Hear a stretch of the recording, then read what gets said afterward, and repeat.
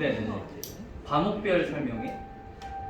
그러니까 뭐 입시 설명회 말고. 학원들마다 하는 시기가 있어서 하는 것 같은데. 아 그래요? 네. 네, 저희도 계속 보는데 딱히 설명회 하는 학원이 없어서 아 그래요? 이게 너무 빠른가. 너무 늦으신 거 아니에요? 12월에 하는 거. 아니, 그러니까 학교 배정이 되면 12월에 하는 근데 거. 되기 전에 그냥 전체적으로 아니요 요즘 조금씩 해요.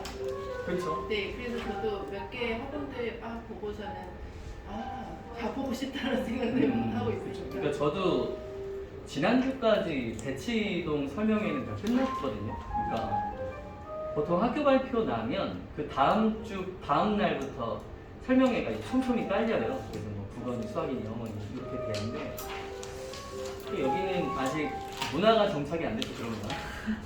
그건 또 그건 아닌 것 같아요. 왜 선생님 있대요? 그렇죠. 하는 데는 하고 안 하는 데는 안 하고 그런 것 같아요. 그런 것 같습니다.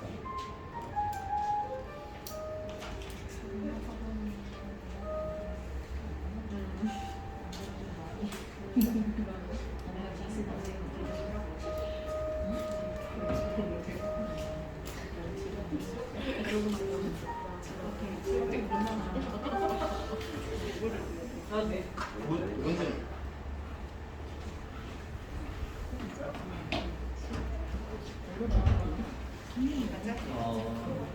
저희 그러면 설명회를 시작하도록 하겠습니다. 일단은 설명회 시작하기 전에 인사 말씀 먼저 드리고 그 다음에 설명회를 진행하는 걸로 하겠습니다. 여기 가장 끝에 계신 선생님이 정직원 선생님이시고요. 이번에 뭐 1학년 내시는 소아, 그리고 충현, 그리고 진성 일단 이렇게 들어가시고요. 그 다음에 여기 계신 선생님은 윤선재 선생님이시고요. 이번에 내신 똑같이 소아, 충현, 그리고 뭐 운산, 방위 이렇게 진행이 되겠습니다. 그리고 저는 하면서 말씀드릴게요. 이따 뵙겠습니다.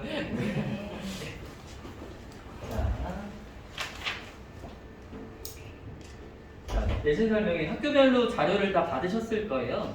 그래서 일단은 그 PPT 하기 앞서서 그 맨 뒤쪽에 한번 보시면 저희 그 PPT 끝나면 바로 학교별 간단한 정보를 좀 수록을 해놨어요. 그래서 페이지 수는 없는데 PPT 끝나면 감사합니다 그 뒤에 중간이거든요. 거기요.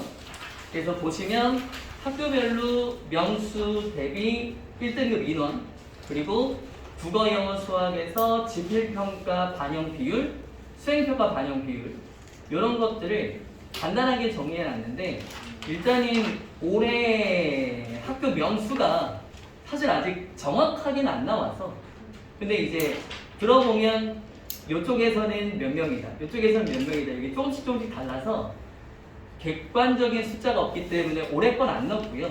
대신에 이제 여기에서 약간의 뭐 미달이나 증원이나 이런 게 좀 있다. 뭐 생각해 주시면 되겠고 여기 어머님들 중에 진성군 안 계시니까 진성구가 폭발적인 그 등록을 보였다고 하던데 이게 생각해 보면 아니 인구절벽이라면서 어떻게 그게 가능하지 싶지만 올해 애들이 황금돼지더라고요. 가능한 걸로. 그래서 보시면 일단은 유의미하게 보실 건 뭐냐면 일단 수행평가인데 이 수행평가 같은 경우는 사실은 명목 반영 비율하고 실질 반영 비율이 좀 달라요. 무슨 얘기냐면 거기 퍼센트가 정해져 있더라도 기본 점수를 깔아주는 수행평가가 좀 많죠. 그러다 보니까 퍼센트가 뭐 40으로 잡혀 있더라도 온전히 40이 아니라 거기에서 반영 비율이 조금 더 낮아질 수 있다. 이렇게 생각하시면 되고요. 그런데 만약에 수행평가가 최하점이 0점이다. 근데 실제로 그렇게 주시는 선생님들은 별로 없으시거든요. 그러니까 약간의 해와라 느낌으로 얘기하시는 분들이 많기 때문에 그런데 만약에 진짜 0점이면 그 수행평가 반영 비율이 그대로 적용된다고 보시면 되죠. 근데 이제 기본점, 뭐 예를 들어 40점인데 기본 점수 30점을 주시면 비중이 쭉 떨어져서 그만큼 상대적으로 지필평가 반영 비율이 높아진다. 요 정도 설계해 주시면 되는데 이 교과 평가 계획이 미리 나오면 좋은데 미리 안 나옵니다. 이 아시는 분 아시겠지만 학교에서 하는 교과 협의회가 2월에 주로 많이 열리거든요. 선생님들 이제 흩어지셨다가 방학 때 모이셔서 그때 이제 학년 편제 논의하시고 결정되면 그때 학년별 교과목 선생님들이 그때 준비를 하시는 거기 때문에 늦어도 3월 초, 빠르면 2월 말 요쯤 되면 평가 계획이 학교 홈페이지에 탑재가 되긴 할 거지만 사실은 예년이랑 큰 차이는 없을 겁니다. 그래서 이거는 참고로 먼저 보여드리고요. 그 다음에 그거 한 장 넘어가시면 미리 넣어놓은 건데 그 다음부터 오른쪽에 있는 초록색 빛깔 있는 게 있어요. 그거는 이제 저희가 내신 때 교재를 이렇게 만든다 라고 이제 샘플을 넣어놓은 거예요. 그래서 저희가 이걸 다 넣을 수는 없어서 보통 다 넣으면 한 권 분량인데 이렇게 되거든요. 이게 좀 남은 거라 소각하기 좀 아까워서 샘플로 쓰고 있습니다. 그래서 요게 이제 1차로 나가는 교재. 그래서 요 안에 그 내용이 들어간다고 보시면 되겠고요. 그래서 뭐 이따가 교재 관련해서는 조금 설명을 드리겠지만 저희는 그냥 자료를 넣는 게 아니라 좀 단계별로 나눠서 그래서 아이들의 학습에 단계를 좀 부여하고 그래서 그런 목적으로 교재를 좀 구성하고 있다. 그래서 이런 자료라고 생각을 해주시면 돼요. 그래서 이따가 내신 교재 설명할 때 이쪽 페이지 제가 말씀드릴 거니까 그때 이제 오셔서 같이 한번 보시면 되겠고요. 그 다음에 자꾸 이러면 장사꾼 같은데 저희가 방학 기간에 수업했던 교재인데요. 이거는 참고로 고2 거예요. 그래서 고1도 마찬가지, 고2, 고3도 다 마찬가지지만 저희가 이렇게 만들어서 수업을 했고요. 안에는 이제 수능 내용으로 들어간다고 보시면 되거든요. 그래서 요거하고 기본적으로 요거 똑같은 건데요. 요게 숙제, 과제, 한 주 분량 그리고 여기에 모의고사 한 회분까지 추가입니다. 그래서 정규교재, 그 다음에 주차과제, 그 다음에 모의고사까지 해서 지금 1월 넘어서 2월 가고 있고 처음에는 힘들다, 양이 많다, 엄청 불만이 많았는데 2, 3주 지나니까 싹 사라졌어요. 왜냐면 국어도 어느 정도 학습량이 담보돼야 그 정도 되면 이제 익숙해져서 매일매일 할 수 있거든요. 그래서 요거 한 권에 문제가 거의 90문제 정도인데 매일매일 녹여서 하지 않으면 벼락치기로는 절대 불가능한 이야기입니다. 그래서 요 정도를 공부를 하고 있고 뭐 이따가 한번 쓱 보시라고 돌려드릴 거예요. 그래서 요거를 저희가 1, 2월 기간에 교재비를 무료로 진행을 하고 있다. 이렇게 간단하게 말씀드리고요. 자, 그러면 지금부터 설명에 본격적으로 시작하도록 하겠습니다. 그 받으신 자료의 제일 앞부분 이 PPT라서 이제 눕히셔서 위로 넘기는 식으로 보시면 돼요. 자, 목차는 요러요러합니다. 넘어가겠습니다. 자, 요거는 그냥 저희 캐치프레이즈 같은 거나 한번 읽어보시면 되겠고요. 아까 보셨던 정직원 선생님, 그리고 윤선재 선생님 계시고요. 그 다음에 정윤. 뭐 저는 여기 써있 원장인데 뭐 이런 건 뭐 내설 건 없고요. 그냥 그런 건 있더라고요. 그래서 블로그나 맘카페 보시면 아시겠지만 그냥 제가 출강하는 학원에 링크를 걸어놨어요. 그래서 한번 들어가서 보시면 그 학원의 프로필이 제가 있습니다. 아니면 네이버에 제 이름 검색하시면 제가 나와요. 거기에 이제 중고나라 사기꾼도 있는데요. 그건 제가 아니고 79년생인 저는 80년대생이라 저는 아니고 네이버에 김은필이라고 치시면 진짜 제가 나옵니다. 그래서 뭐 학력이나 뭐 이런 이력으로 속이지 않는다.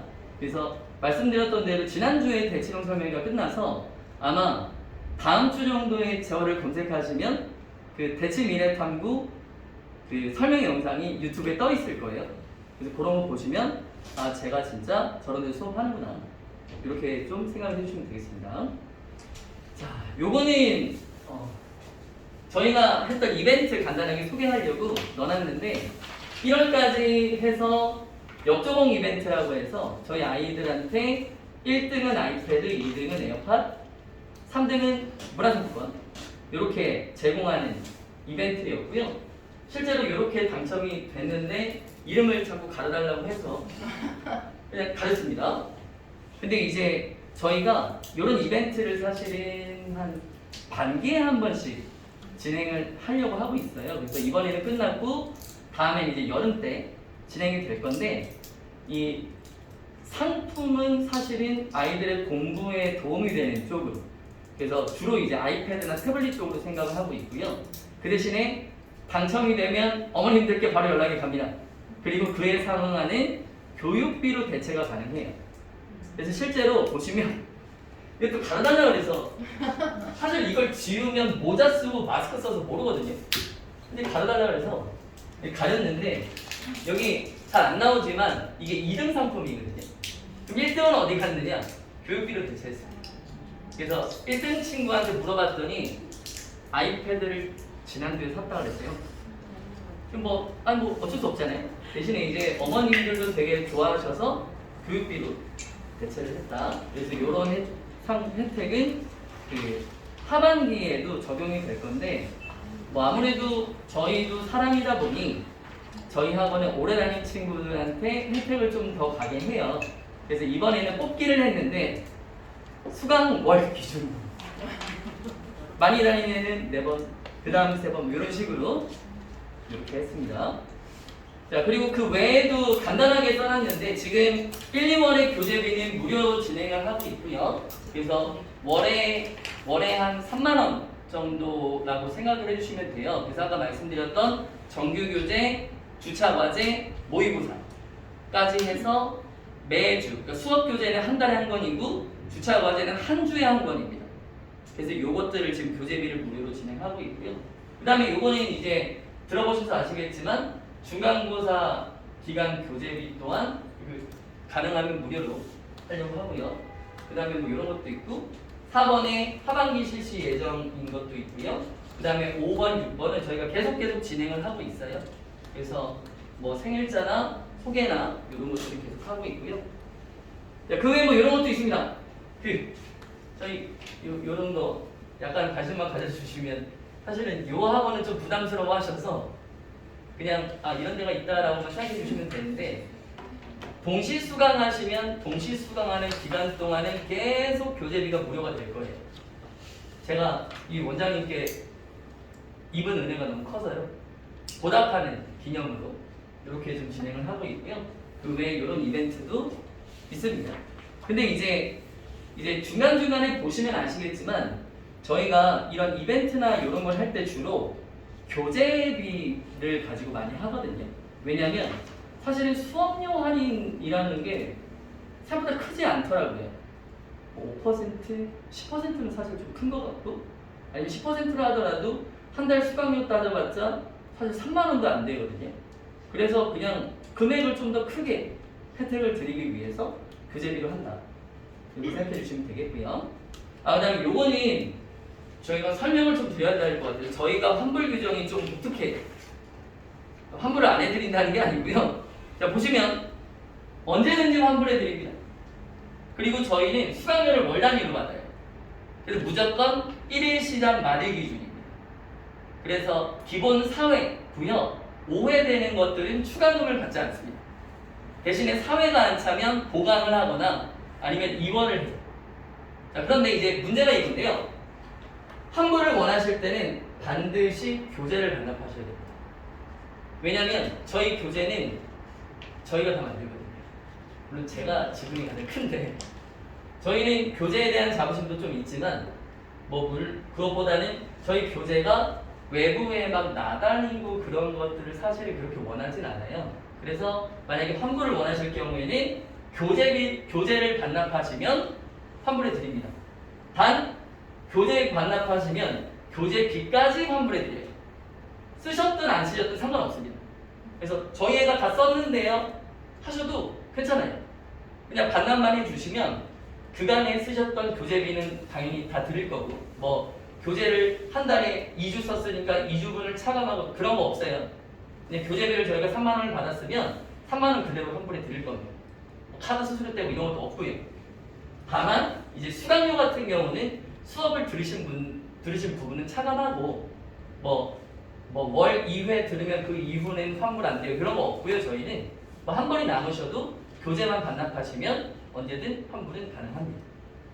자, 그리고 이제 여기 다 부분에 보시면 교재를 반납하지 않으시면 원칙적으로 환불이 불가능한데, 근데 이제 밑에 보시면 각종 이벤트로 교재비를 면제받으신 경우에는 교재 반납을 하지 않으시면 교재비를 받습니다.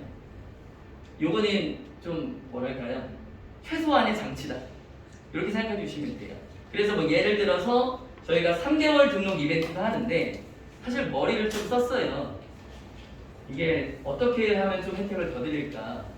그래서 제 카드를 보다가 이제 어머님들 카드가 좀 더 다르실 수도 있지만 무이자 3개월 되는 것들 있잖아요. 그래서 무이자 3개월이 되면 3개월 한 번에 등록해도 무이자 할부 3개월 해도 되지 않을까? 그냥 이런 생각이었습니다.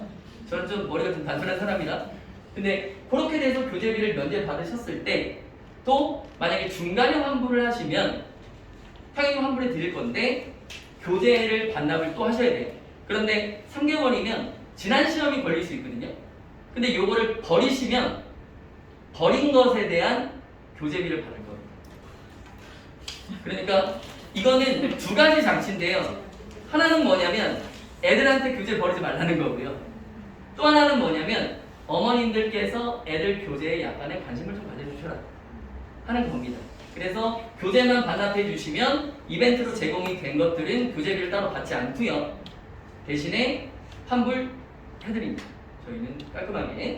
그래서 요거는 좀 독특해서 나중에 이제 등록하실 때에도 다시 한번 말씀드리겠지만 여기서 이제 공식적으로 제 입을 통해서 말씀드립니다. 네. 자, 다음에 이제 본격적으로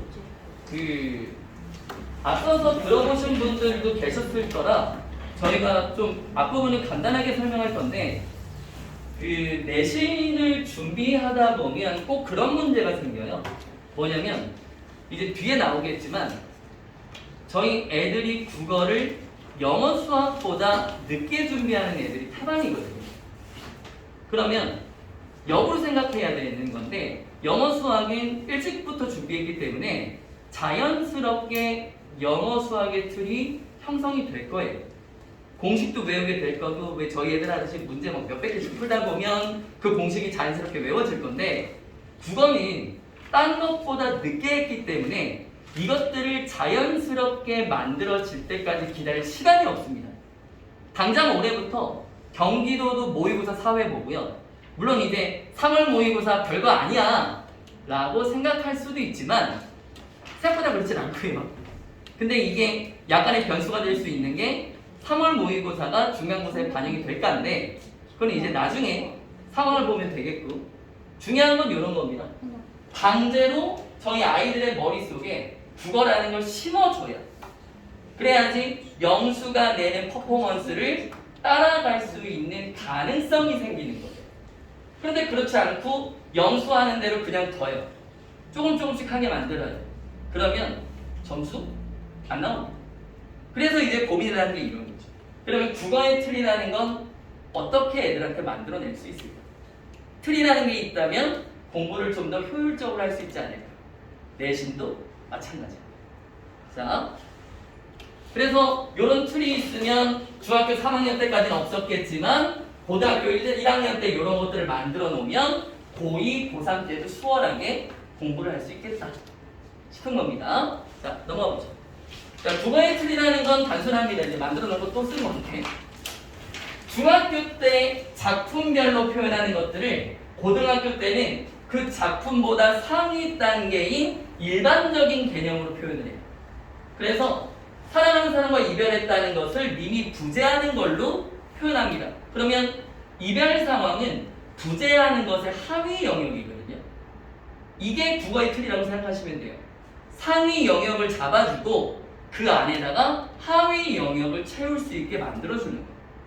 그래서 이런 것들을 실제로 수업 시간에 다루고 어떻게 바뀌는지 보여줘야 저희 애들이 그때 움직이기 시작합니다. 저희 애들은 되게 시각적인 자극에 민감한 세대거든요. 핸드폰 보는 것도 그렇고요. 컴퓨터, 노트북, 태블릿 하는 것도 마찬가지입니다. 그래서 이런 것들을 직접 보여주면서 하면 움직이는데 말로만 하면 뭐 결론은 그거잖아요. 잘하는 애들은 잘하고 못하는 애들은 못해요. 근데 잘하는 애들은 더 잘해야 되고 못하는 애들도 잘해야 되려면 이런 것들을 만드는 게 가장 우선적인 작업이 돼야 됩니다. 그래서 저희는 언제나 생각합니다. 일단은 애들부터거든요. 그 학교 기출이 어땠건 그 전에 시험이 어땠던 그런 건 나중 문제고 저희 애들이 국어를 어떻게 대하는지 사실은 요것부터 돼야 되거든요. 그래서 저희 애들이 얘기하는 보통 이런 겁니다. 국어는 한글이라 읽을 수 있으니까 다른 과목부터 해야지. 영어는 모르면 해석이 안 되잖아? 영어 해야지. 수학은 일단 어려워. 수학이 더 어려운지 사실 이해는 잘 안 되죠. 뭐 어쨌든 그래서 다른 과목부터 한다고 하고요. 또는 중학교 때 어느 정도 점수 나왔으니까 그대로 하면 점수 나오지 않을까? 이 정도 했으니 또는 시험 2주 3주 앞두고 자소서 평가 문제집 풀면 점수 이 정도 나왔으니까 이거보다 조금만 더 하면 괜찮지 않을까? 근데 그렇게 되면 이 세 가지가 합쳐지는 순간 영수에 밀리고 국어는 뒷전으로 가고 학교 활동도 해야 되고 그 다음에 친구들이랑 놀기도 해야 돼요. 그러면 국어는 벼락치기 갑니다. 근데 이 벼락치기의 경험이 중학교 때 경험이에요. 그럼 결국엔 여기로 수렴되겠죠? 그러면 결과는 사실은 불보듯 뻔합니다. 이럴 때 최악의 경우는 점수가 나오는 경우. 빨리 정신을 차릴 수 없습니다. 됐잖아. 뭐가 문제야? 사실은 어머님들도 하실 말이 없으실 거예요. 야, 너 공부 안 해? 했는데 뭐래? 일단 그렇네. 저희 입장에서도 너 그렇게 하면 안 돼. 저 90점인데? 그러냐? 그럼 너 다음 시험은 안 돼. 그럼 이거 저주잖아요. 그래서 차라리 그러니까 이런 건 이제 저희끼리 얘기지만 안 나올 거면 처음에 안 나오는 게 나아요. 그래서 자기가 그걸 뼈저리게 깨닫고 이렇게 하면 안 되는구나가 있어야 저희 애들은 또 그때 움직이고 얘기하는 거 잘 안 듣죠. 그렇죠? 자, 다음 부분 한번 보시면 자, 또 이런 것도 있습니다. 수학은 딱 떨어지는데 문학은 딱 안 떨어져요. 맨날 해석이 다르고 이 말은 이 말이고 저 말은 저 말이에요. 그러면 이제 보통 어른들이나 어머님께서 하시는 말씀이 그런 겁니다. 우리 아이가 공감 능력이 떨어져요. 시험에 공감을 하진 않죠. 우리 아이가 이과형 아이라 책을 많이 안 읽어서 문학이 좀 떨어져요. 그런데 그거 아세요? 이과 애들이 국어 더 잘합니다. 또 이런 것도 있죠. 국어 문법은 너무 어려워요. 예외도 너무 많고요. 영어는 60% 이상이 예외잖아요. 국어는 예외가 몇 개 없습니다. 근데 저희 애들이 국어 문법을 어려워해요. 왜냐면 영어랑 똑같이 대하거든요. 영어 문법은 자연스럽게 익혀온 것들이 많죠. 중학교 때부터. 국어 문법은 1학년 때부터 세뇌하듯이 가요. 그러니까 학습량도 부담이지만 저희 국어 문법은 전체 틀을 잡아놓으면 되게 편한데 전체 틀 잡는 것 자체가 처음엔 어려우니까 이거 가지고 어렵다고 합니다. 사실 저희 아이들은 갖가지 이유를 들어서 표현하지만 사실 표현 방법은 딱 하나예요. 어려워. 또는 이해 안 돼요. 또는 애매해요. 그렇죠? 저희는 뭐 그런 걸 분석해서 원인을 찾는 사람이니까. 자, 이런 거 가장 큰 문제 세 번째입니다. 문제 많이 풀어보면 공부가 자동적으로 되지 않을까요? 최악입니다. 그런 애들이 있거든요. 저도 마찬가지. 저도 이제 대치동이든 여기든 내신을 진행하다 보면 문제 더 주세요 하는 애들 꽤 있어요. 근데 그런 애들 중에 대부분은 문제를 많이 풀어서 좋은 점수를 받은 경험이 있는 애들이거든요. 근데 이러면 문제가 뭐냐면 시중 문제에서 다루지 않은 영역의 문제가 나오면 대응력이 없습니다.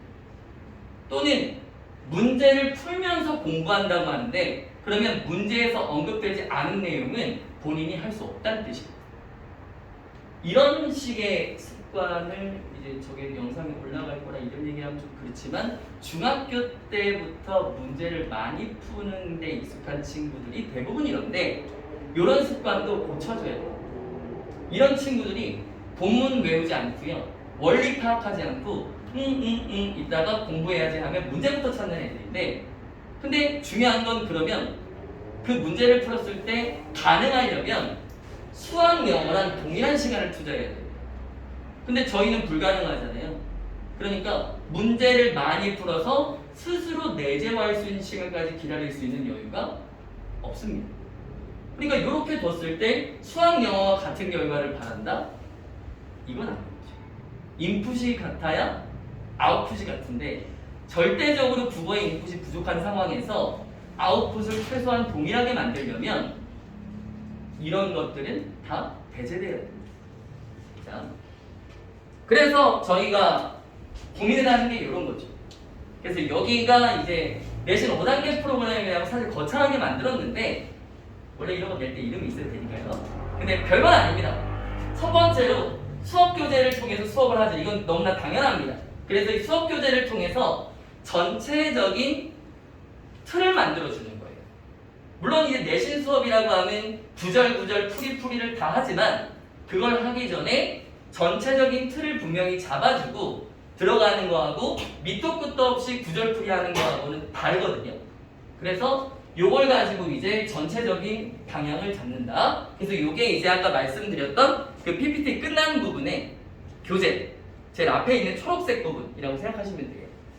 그리고 이제 두 번째로 이제 복습형 OX 문제를 저희가 꼭 풀리는데 이거는 뭐냐면 틀 잡은 다음에 세부 내용을 파악하는 거예요. 세부 내용. 그 다음에 세 번째로 그 적용한 것을 객관식 문제를 통해서 확인하고요. 그 다음에 네 번째 오답 문제 다시 풀기는 저희가 그 프로그램을 도입해 놓은 게 있는데 학생들이 숙제를 OMR 카드를 체크해서 내면 채점이 자동으로 됩니다.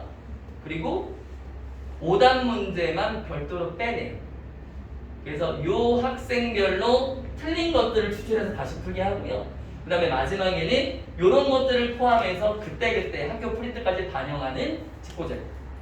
이렇게 5단계. 자, 구체적으로 보시면 이런 겁니다. 여기는 이제 아까 넣어놨던 거라 여기서 구체적으로 안 보셔도 되는데 기본적으로 저희 아이들 교재는 이뻐야 돼요. 남자애고 여자애고 하나 좋아합니다. 그리고 사실은 저희가 스크린이 있는데 안 띄운 이유가 저희는 어지간합니다. 비밀 수업하거든요. 그래서 실제로 이렇게 해요. 그래서 여기는 지금 펜슬이 없어서 못 쓰는데 이거를 제가 다 쓰는 거거든요. 수업 시간에. 그래서 어느 정도는 아이들한테 정보를 다 제공하지만 필요한 것들, 강조할 것들은 그때그때 요 앞에서 표시를 해줍니다.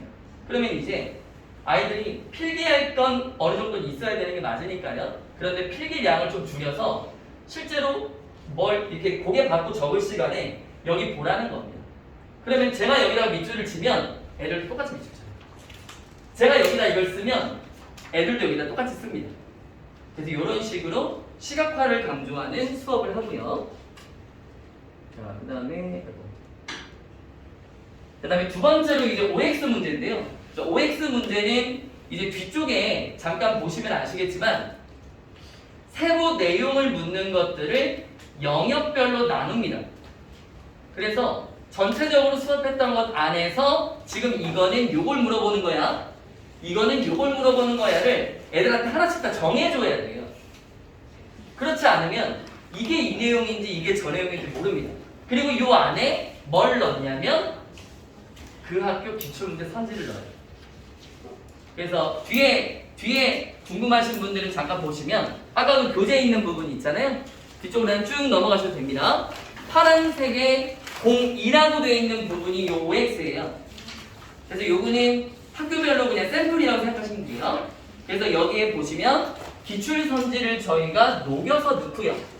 그 다음에 중요한 것들 넣고요. 그 다음에 실제로 문제에서 활용되는 선지들을 똑같이 넣어서 저희 아이들이 수업한 내용을 그대로 찾아서 적용할 수 있게끔 만들어줍니다. 그래서 이런 걸 실제로 하지 않으면 저희 애들이 가장 위험한 것 중에 하나가 뭉뚱그려서 하는 거거든요. 뭉뚱그려서. 그러면 거기에 있는 선지의 내용을 OX로 만들어 놔서 풀리게 하면 이게 왜 O야 X야 라고 하면 이게 맞잖아요. 이게 틀리잖아요. 이런 친구들은 내신 때 함정에 빠질 확률이 되게 높습니다. 말장난도 되게 심한 부분이 있거든요. 그래서 이런 것들을 하나하나 끊어서 요 앞에 개념은 뭐니? 요 뒤에 개념은 뭐니? 그럼 그 개념이 이 시에 어디에 적용되니? 이런 것들을 하나하나 보여줘야 애들이 움직여요. 그래야지 적응력이 생깁니다. 그래야지 응용력이 생겨요. 이게 아까 말씀드렸던 전체 틀 안에서 세부 영역을 보는 거라고 보시면 되고요. 자, 그 다음에 이런 거예요. 그래서 제가 얘를 그냥 넣어놓은 건데 저희 애들은 선지를 낙서를 좀 하면요. 청자를 명시적으로 설정해서 의도를 강조하고 있다. 응, 맞아. 다음. 유사한 통사 구조의 반복을 반영해서 화자의 의지를 부각하고 있다. 응, 틀려. 이러고 넘어가요. 그런데 이거를 하나씩 물어보면 모르는 애들이 태반입니다. 예를 들면 이런 거예요. 청자는 듣는 사람이니까 알겠지만 명시적으로 설정했다는 건 무슨 뜻이니? 글쎄요. 아니면 좀 아는 친구들은 명시란 한자가 뭐 밝은 명자에 보일시니까 청자가 보이는 거 아닐까요? 뭐 이렇게도 얘기해요. 그러면 이제 저희는 청자가 명시적으로 설정된다는 얘기는 청자가 시의 표면에 드러났다는 거야. 그러면 이 시의 표면에 청자가 드러나 있니? 그러면 네. 그러면 이게 맞는 거지. 그러면 그 다음에 그러면 이게 화자의 의도를 강조하는 거니? 그럼 이건 별도로 봐야 되거든요. 그러면 화자의 의도가 뭔지 그리고 그 의도를 강조하는지 이런 것들도 하나하나 뜯어봐야 됩니다. 그래서 이런 것들을 하려면 OX 문제가 제격이다. 이것도 마찬가지. 밑에 있는 것도요. 저희 아이들이 구분하는 거 이런 거 어머님들도 그냥 재미삼아 유사하다는 건 같다는 걸까요? 다르다는 걸까요? 그러니까 유사한 게 비슷한 거거든요. 비슷하다는 건 같다는 걸까요? 다르다는 걸까요? 다르다는 겁니다. 왜냐면 기본적으로 국어에서 비교대조라고 하는 거 있잖아요. 특히 대조는 공통점을 기준으로 그 공통점이 아닌 것들을 강조하는 거거든요. 그러니까 이 유사한 또는 비슷한 속성이라고 하면 비슷한 공통적인 속성은 있지만 그 안에서 다른 것들 때문에 의미가 달라지죠. 그러니까 여기에 유사한은 다른 거야 라고 알려줘야 됩니다. 통사구조는 문장구조라는 뜻이거든요. 그러면 문장구조가 기본은 같은데 다른 부분이 있어. 이게 유사한 통사구조예요. 이런 것들을 하나하나 뜯어서 설명해주고 그 다음에 이게 이 시에 어디에 적용되는지도 직접 보여줘야 됩니다. 그래서 사실 빈달고 아주 많다. 아이패드 제가 이거 3개 있거든요. 그냥 이게 저는 기계 욕심이 좀 있어서 그런 건데 요걸로 이제 연동해서 수업하는 거고요. 그래서 이런 식으로 직접 끊어서 보여줘도 안 따라해요. 제발 이렇게 하지 않으면 해도 할 때만 네. 그래서 다음에 숙제 오고 딱 보면 저희 애들이 들어하는 거 있거든요. 아니면 그러면 물어봐야 됩니다. 이게 왜 4번이니? 그러니까요. 전체 내용을 봤을 때 4번이에요. 그럼 모르는 거예요. 이게 왜 4번이니라고 했을 때 선지에다 이렇게 딱 끊어놔서 이거는 있는데요. 이게 없어요. 이러면 되는 거거든요. 그래서 이런 것들을 연습하기 위해서 아까 보여드렸던 복습형 OX 문제를 의도적으로 푼다. 그리고 틀린 문제를 또 틀리기 때문에 틀린 문제를 따로 추출해서 또 풀린다. 이렇게 보시면 돼요. 자, 다음 보시면 그래서 그 다음에는 이런 걸 가지고 이제 실제로 객관식 문제에 스스로 적용을 해봐야 됩니다. 이런 거 안 하면 아마 엄청 혼날 거예요. 특히 제가 들어가는 수업에서 이런 거 안 하면 공부 잘하고 못하고 상관없습니다. 뭐 니들이 얼마나 잘해. 내 개념은 아니지만 저는 강남 8학군 전교권들도 수업하거든요. 똑같이 합니다. 저는 모의고사 100점인데 내신 1등급이 안 나와요. 왜 안 나오겠니? 이거 안 해서 그래. 해봐. 돼. 해봐. 해봐. 안 되면 나를 이렇게 해봐.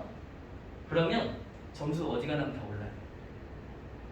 1등급 끄트머리 또는 2등급 문을 열었다. 1등급을 맞아야 돼요. 저는 나머지가 1등급인데 국어만 2등급이에요. 요 작업부터 합니다. 그러면 1등급이지. 공부를 안 했던 친구들 또는 공부를 못하는 친구들도 요 작업을 해야지 자기가 모르고 아는 걸 파악할 수 있어요. 그래서 이렇게 진행한다고 보시면 됩니다. 그래서 밑에 써놨죠. 이런 방법이 정답률을 높이죠. 이거 중요한데 더 중요한 건 뭐냐면 오답률 낮추는 게 더 중요해요. 내신은 내가 잘하는 건 당연하지만 남이 나보다 못하는 거예요. 그러면 실수의 영역까지 가야 됩니다.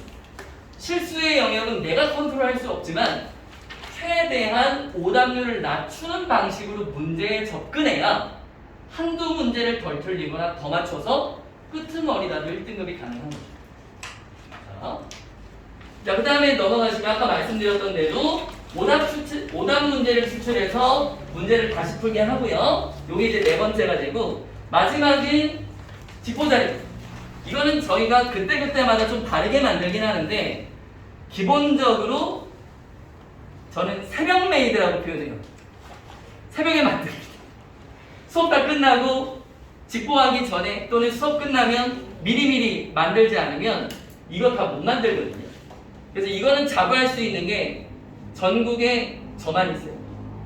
제가 만들고 있는 거예요. 그래서 여기 보시면 아시겠지만 몇 년도 기출에 어디에서 나왔다부터 시작해서 이런 것들이 주로 이런 표현이다 이런 것까지 한 번에 압축해서 내는 자료입니다. 근데 이 집보자료는 상황마다 수업마다 시기마다 다른 유형으로 나갈 수 있어요. 그래서 저희가 고민하고 연구했을 때 좀 더 효과적인 방식으로 진행을 합니다. 그래서 이렇게 하면 아까 말씀드렸던 1, 2, 3, 4, 5단계 다 진행이 되는 거예요. 그래서 1단계 전체적으로 수업 교재를 통해서 전체 수업을 진행하고 2단계는 복습용 OX 문제를 보면서 세부적인 내용을 합니다. 3단계는 그것을 실제로 객관식으로 적용해보고 4단계는 객관식과 OX 문제 중에 틀린 것들을 추출해서 다시 풀고 마지막에 5단계는 수업 시험 전 집보자료를 통해서 완성하는 그런 것이라고 보시면 되겠고요. 자, 그 외에도 저희는 이런 것도 있습니다. 이게 가장 중요한데요. 숙제 2번 안 해오면 퇴원입니다. 근데 그런 건 있어요. 숙제를 안 해오면 수업에 못 들어옵니다. 숙제를 하고 들어오게끔 만들어요. 근데 그 숙제하는 시간이 길진 않습니다. 일단 1시간만 줘요. 1시간만 밖에서 숙제를 하라고 하고 그 다음에 들어와서 수업을 시킵니다. 왔는데 수업을 안 하는 거 좀 미안하잖아요. 대신에 그게 2번 이상 되면 퇴원입니다. 이거 하면요 애들 퇴원하지 뭐 그럴 일 거의 없고요. 기를 쓰고 해봐요. 벼락치기를 해도 좋습니다. 처음엔 자기가 벼락치기 하면 힘들다는 거 알 거거든요. 저희가 숙제는 문제를 많이 주진 않지만 한 번 벼락치기로는 소화 못하는 양을 줘요. 벼락치기에서 고생해보면 아 이거 아닌 것 같아. 이거 나 미리 좀 해야겠어. 근데 조금 미리 했더니 그래도 힘들어. 그러면 조금 더 미리. 저희 숙제는 언제나 한 주 분량이에요. 많이 할 필요도 없어요. 하루에 1시간 반만 투자하면 되는데 그거 미루고 전날 밤에 당일날 아침에 숙제를 끝내면 또 있고 그러면 사실은 저희 입장에서도 그 친구만 잡고 할 수는 없거든요. 그래서 이렇게 됐다. 이거 진짜입니다 우리. 그래서 한 번 안 해오면 바로 연락이 갈 거예요. 지금 숙제하고 있습니다. 숙제 안 해왔어요. 그리고 나머지는 영상으로 대체하세요. 한 번도 안 해오면 어머님 2번째입니다. 이렇게 될 겁니다. 그래서 이런 제도가 있다. 자, 뭐 그 외에도 이따가 끝나고 둘러보시겠지만 저희가 카페테리아라고 부르는 거지 진짜 카페는 아닙니다. 물론 커피도 있고요. 애들 간식도 있고요. 그리고 앉아서 있을 책상도 의자도 있는데 공부하는 공간이에요. 참고로 학생이 능력이 된다면 본인이 재본도 할 수 있습니다. 저희가 막진 않아요. 그 다음에 이제 독서실이라고 명칭해놨는데 저쪽에 입구 쪽에 보시면 조그맣게 이렇게 칸막이 쳐놓고 하긴 하거든요. 그래서 실제로 이것들을 활용하는 친구들도 꽤나 많습니다. 그래서 뭐 다른 학원 갈 때 아니면 중간에 시간 뜰 때 뭐 좋으면 본인이 스터디 카페 가서 해도 되지만 굳이 그 돈 쓸 필요 없으면 저희 학원에 와서 하시면 돼요. 그리고 저는 원장이긴 하지만 이제 대치랑 노량진 재종반하고 요 세 개를 나가거든요. 그래서 제가 없을 때는 제 강의실 써도 됩니다. 제 강의실에 고가의 장비가 좀 많아서 그렇긴 하지만 제 강의실 써도 언제든지 공부 다 할 수 있다. 그 말씀드리고요. 자, 다음에 저희 자료는 뭐 이런 게 있는데요. 저희가 가맹에서 쓰는 건데 하한철산에 저희밖에 없습니다. 딴 사람이 쓰면 저작권 위반이에요. 신고해 주시면 보상금은 모르겠는데요. 제가 여기 대표님한테 특명을 좀 받은 게 있어서 그래서 저희가 유일하게 갖고 있다. 그래서 저희 요거 주차 교재가 여기에서 나온 거 쓰는 거거든요. 저희가 편집해서 요거. 그래서 안 보신 분들은 한 번씩 보셔도 좋겠습니다. 요게 이제 내신에도 이거 보셔. 내신에도 적용이 되는 거라서. 그리고 요거는 저희 교재. 저희 방학 때 했던 교재인데 기본적으로 교재는 저희가 다 만들어서 하고요. 선생님들도 만드시고 저도 만듭니다. 그래서 저희는 아까 말씀드렸던 대로 새벽 메인 새벽에 그래서 이제 나가면서 보시면 저기 구석에 있는 데가 제 강의실인데 그냥 보시면 아 저기 원장이 있는 데구나 아실 거예요. 왜냐면 모니터가 2대가 있고요. 그래서 교재를 만들기 위한 작업을 하는 공간이자 수업을 하는 곳이라고 생각하시면 됩니다. 그래서 한번 쓱 보시면 되겠고요. 자, 됐네. 자, 그래서 말씀드렸던 대로 저희가 기본적으로 내신은 사실은 국어 수능뿐만 아니라 내신도 아이에게 먼저 집중해야 된다고 생각하거든요. 그러니까 아까 보셨던 대로 저희 아이들이 국어를 어떤 식으로 대하고 여태까지 어떻게 공부를 해왔느냐 그거부터 저희가 좀 파악을 해놔야지 그 다음이 있고 그 학교 기출문제를 풀어도 효과가 있고 그런 것들이라서 저희는 그것을 고려한 수업과 자료를 준비한다 이렇게 보시면 되겠습니다. 자, 일단은 제가 설명드릴 건 여기까지고요. 자, 일단 제가 나가기 전에 혹시 질문하실 거 죄송해요. 말이 너무 길어요. 자, 그러면 아까 말씀드렸던 대로 이제 이동하셔서 충영고는 옆쪽으로 가시면 되겠고 소하고 어머님들은 여기 남아 계시면 됩니다.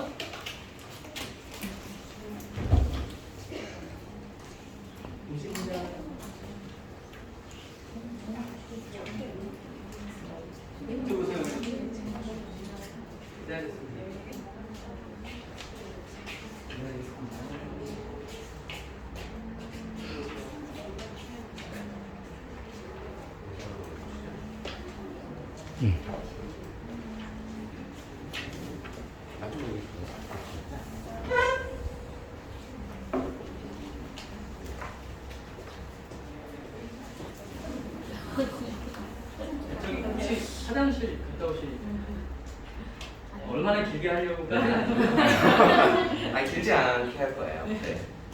잠깐 시간 없이 계속 진행해도 괜찮을까요? 저 아까 말씀드렸던 대로 수학고 담당 정진건이라고 하고요.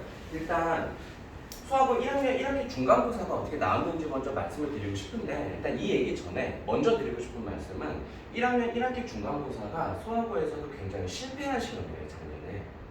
어떻게 나왔는지 일단 말씀을 드릴 건데 솔직히 말씀드리면 이거보다 요 다음에 어떻게 출제가 됐는지가 더 중요해요. 왜냐면 어렵게 낸다고 아니면 새로운 것들을 낸다고 출제를 했었는데 아이들이 문제를 너무 쉽게 풀었어요. 그래서 등급 컷이 난리가 났어요. 정말 1등급이 하나 틀리면 2등급 2개 틀리면 3등급, 90 저희 학교 제가 가르쳤던 학생 중에 90.5점이었는데 내신 등급이 4등급이 나왔어요. 중간고사. 그러니까 얘는 억울한 거죠. 배점이 조금 큰 거 2개밖에 안 틀렸는데 4등급이 나오는 거예요. 그래서 기말고사 때부터 문항수도 늘어나고 그 다음에 난이도가 급상승했어요. 그래서 중간고사 때 90점 받아서 4등급 받았던 학생이 기말고사 때 89점을 받고 통합 2등급이 나왔어요.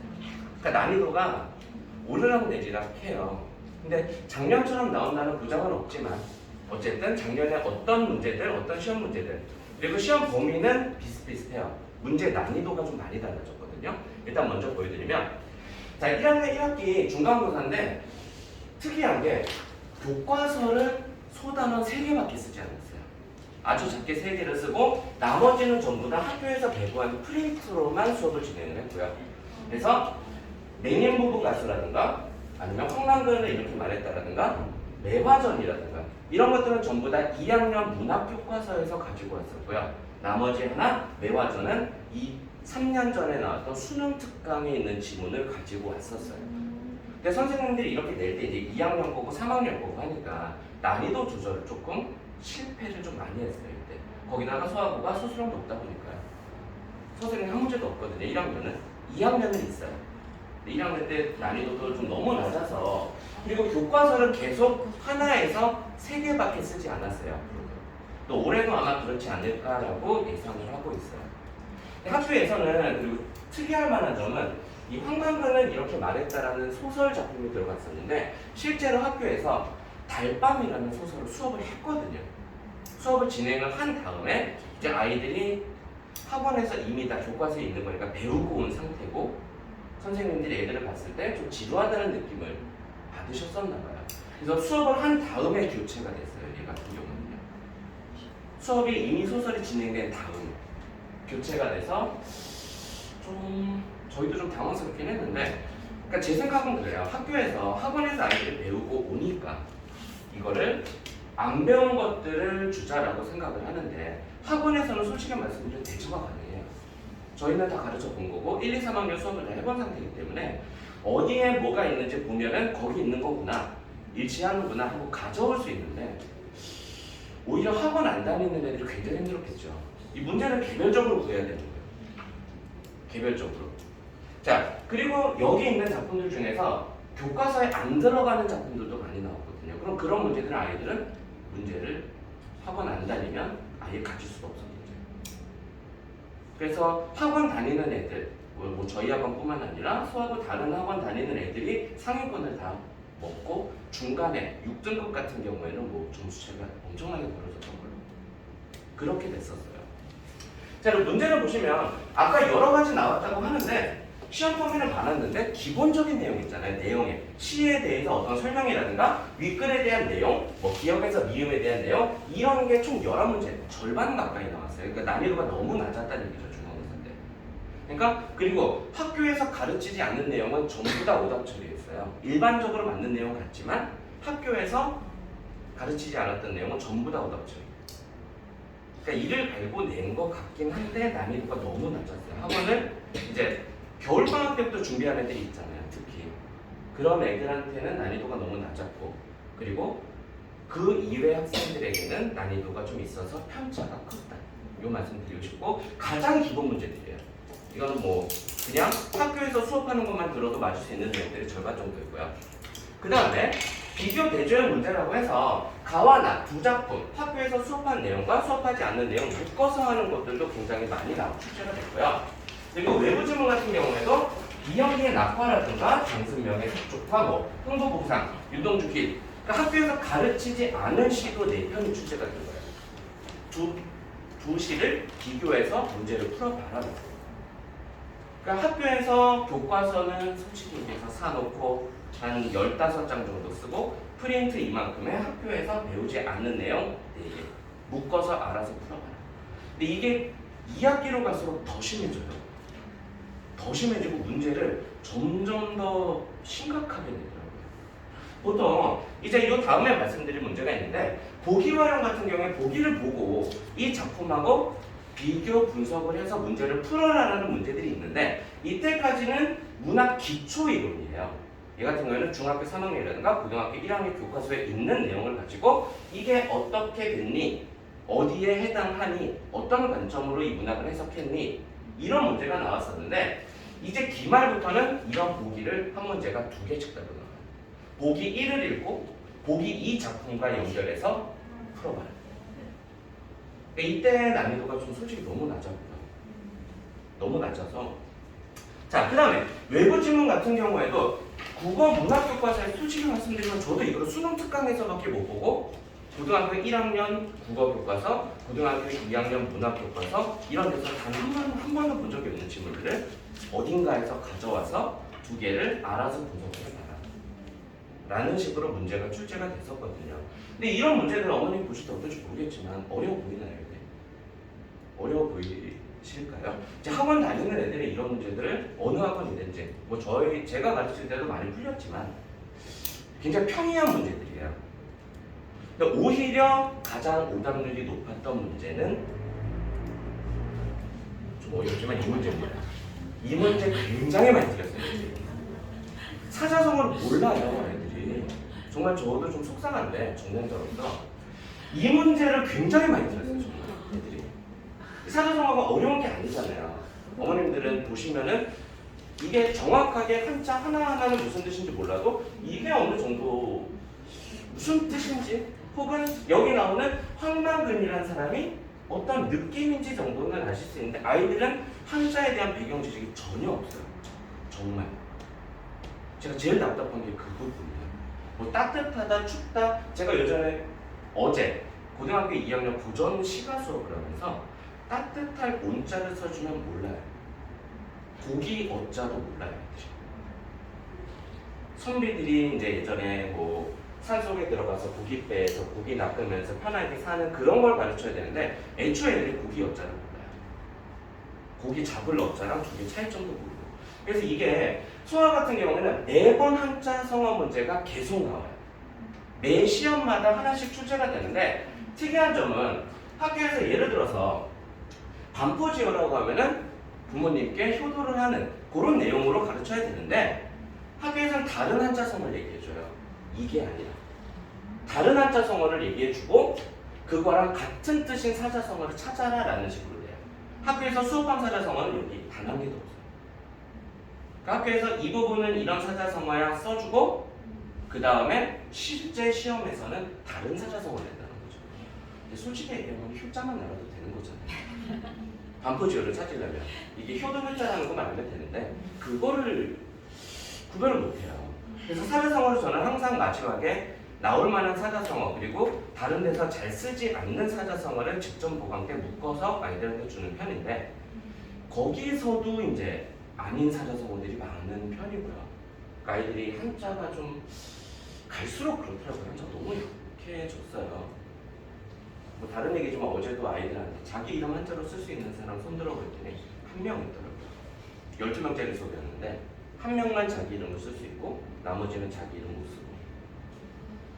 특이한 건 그걸 왜 써야 되냐고 반문하는 애들이 있다는 게 저는 의문인데. 네. 그래서 중간고사까지는 난이도가 이렇게 높지 않아도 이런 유형들은 유지가 돼요. 하지만 보기 문제 같은 경우에도 보기가 2개, 3개씩 늘어나고 이때는 25문제였어요. 그리고 기말고사 때는 30문제로 문항수가 늘어납니다. 그리고 문제지 장수도 7페이지 정도였는데 10페이지 가까이 늘어나요. 그래서 5장인 거죠, 국어 시험지가. 그러니까 읽는 것도 문제고 그 다음에 거기에 대다수 들어가는 시험 내용들도 교과서에 없는 내용들이에요. 이거는 기말고사 때까지 유지를 했어요. 그리고 그거에 정점을 찍었던 게 1학년 2학기 기말고사였거든요. 중세국어, 그러니까 세종이 만들었던 훈민정음에 대한 게 기말고사의 가장 관건이에요. 1학년 국어에서 가장 어려워하는 거. 중세국어인데 그 중세국어를 낼 때 학교에서 프린트를 내보했어요. 이 문제 좀 풀어보렴 이라고 하고 8문제를 줬는데 그게 전부 다 모의고사랑 수능 기출 문제를 외부 지문으로 낼 거니까 알아서 분석해보렴. 수능 문제를 짜집기해서 아이들한테 프린트로 배부를 했었더라고요. 그리고 그게 중세국어의 시험의 핵이었어요. 그게 다 나왔어요. 문제는. 근데 이제 그거를 대충 읽어본 애들은 학교에서 수업하는 것보다 훨씬 더 디테일하게 나온 거예요. 그러니까 수업은 1번 지문으로 하고 문제는 2번 지문으로 낸 거죠. 이게 섞어서. 굉장히 열심히 내더라고요. 애를 괴롭히려고 그러는 거예요. 솔직히 말씀드리면 애를 괴롭히려고 그러는 것 같기도 하고 변별력이라는 걸 좀 주고 싶기도 하는 것 같고 그리고 이 동네에서 공부를 많이 시키기로 유명한 게 진성고잖아요. 진성고 같은 경우에는 국어책 한 권을 한 학기에 끝내요. 그러니까 수학고의 시험 범위의 2배에서 3배 정도 돼요. 그러니까 대단원 한 4개에서 5개, 소단원으로는 15개 정도를 내거든요. 프린터 없이 교과서만. 그러니까 거기가 너무 애들이 이제 정시를 그쪽으로 해주고 뭐 체계적으로 한다 하고 몰려가니까 소아에서 조금 위기의식을 느낀 게 아닌가 라는 생각도 들고요. 그리고 소문으로는 이제 최저 정도로 못 맞춘 학생들이 좀 있었네요. 그래서 수능형으로 1학년 때부터 지금 새로 들어온 애들, 그러니까 작년 2학년 그리고 올해 애들도 내신을 좀 탄탄히 수능형으로 내고 싶다는 의지가 조금 보이기도 해요. 최저 못 맞춘 애들이 좀 있었다고 하더라고요. 자, 그래서 이제 저희는 수업 계획은 솔직히 말씀드리면 얘는 교과서를 기준으로 나간다라고 가정을 하고 그 다음에 작년 시험 범위 파트별로 어떻게 들어가 있는지를 넣은 거고요. 작품은 제 예상이지만 분명히 교과서에서 안 나올 거예요. 유형은 유지가 될 거예요. 중간고사 같은 경우는 현대시, 현대소설, 급 얘네들이 원래 학교에서 내야 되는 내용들이었는데 교과서 내용은 이걸로 안 하고 다른 같은 갈래의 다른 작품들을 낼 거라고 예상을 하고 있어요. 그리고 기말고사 때는 고전하고 현대스펠 그리고 여기서부터 문법이 들어가요. 이때 더 쉬웠던 게 중간고사 점수가 높았다고 말씀을 드린 게 문법이 없어요. 중간고사에 작년 기준 재작년에도 없었고요. 근데 아이들이 이제 여기서부터 문법이 이제 관건인 것 같아요. 1학년 아이들 어려워하고 그리고 중학교 때 배웠다고 하지만 그거를 좀 다 기억해내기도 힘들고 3년 동안 배웠던 것들을 여기서 시험 때마다 하나씩 배우고 그 다음에 문법 중에서도 가장 관건은 여기 중세국어 한자랑 섞어서 현대 문법이랑 15세기 문법이랑 두 개를 비교해서 푸는 내용이고 아이들이 일단 중세국어 문법을 알려면 현대 문법을 꿰고 있어야 돼요. 둘이 뭐가 다른지를 알아야 되기 때문에. 그래서 여기서부터 기말고사 때 나갔던 문법부터 차근차근 해야 여기까지 갈 수 있는 거거든요. 그래서 뒤로 갈수록 등급 컷은 점점 낮아졌어요. 점점 낮아지고 이때 2학기 제가 가르쳤던 애 중에 1등급 나왔던 애는 이거랑 평균으로 90 초반대인데 1등급이 나왔거든요. 이때는 90점에 4등급이었고요. 학기 평균, 2학기 평균으로 90점 초반, 한 93점 정도 됐을 때 7등 정도. 그러니까 점점 어려워지는데 제 생각에는 이 선생님들이 계속 한다면 이때 난이도가 이때 같이 높이지 않을까. 그럼 관건은 외부 지문이에요. 그러니까 새로운 시들을 모르는 시들을 봤을 때 애들이 어려워해요. 처음 딱 봤을 때 배운 시가 하나 있고 처음 보는 시가 있을 때 두 개를 비교해서 공통점과 차이점을 찾아야 되는데 아이들이 새로운 시가 나오면은 혹은 새로운 소설을 덜컥 겁을 내요. 덜컥 겁을 내는데 저는 항상 얘기해요. 겁내지 말라고. 시를 두 개를 비교 분석하라고 한다면 하나는 너희가 아는 거니까 그거에 대한 거를 먼저 보고 남은 거를 가지고 이 시를 읽으면 되는데 아이들은 다 처음부터 읽어요. 이걸 다 해석해야 된다고 생각을 하고 분석해야 된다고 생각을 하는데 실은 그렇지 않거든요. 얘를 분석하는 게 아니라 두 개 같이 놓고 겹쳐봤을 때 뭐가 달라? 뭐가 같아?